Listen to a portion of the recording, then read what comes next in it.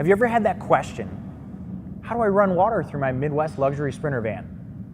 We're going to show you how to do that. From left to right, we have our city water connection. This will allow us to hook up at any campground and have on-demand water. So you just flip the sink on, wash your dishes, get a cup of water, whatever it may be. So it's important that you have a white water hose. You can find any of these white water hoses at any of your camping RV parts and accessory stores. First, you'll unscrew the cover. We'll take this end of our white water hose. We'll screw that on there so it's nice and tight, so we don't have a water leak. Then we'll take the other end of our white water hose and attach that to a city water spigot. We'll turn that city water spigot on, and it will pressurize itself. It actually has a 65 PSI regulator that actually sits right behind the city water connection, so that you don't have to worry about blowing any of your plumbing lines as you use the water. When you're finished and you want to leave, you'll tune that city water spigot off. You'll unattach this end, then you'll unscrew this end, and then screw back on your cover.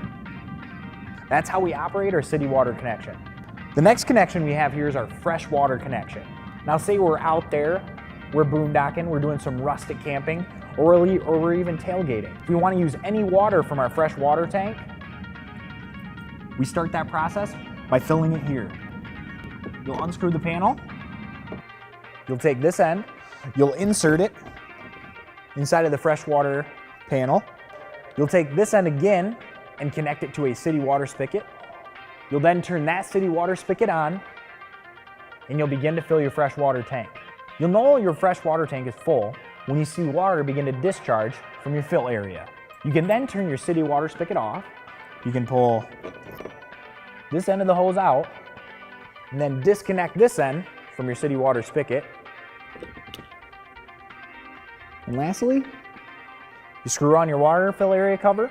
To begin the use of your freshwater tank, you'll have to turn your water pump button on. That will pressurize your lines and allow you to use any of the water that's coming from the freshwater tank.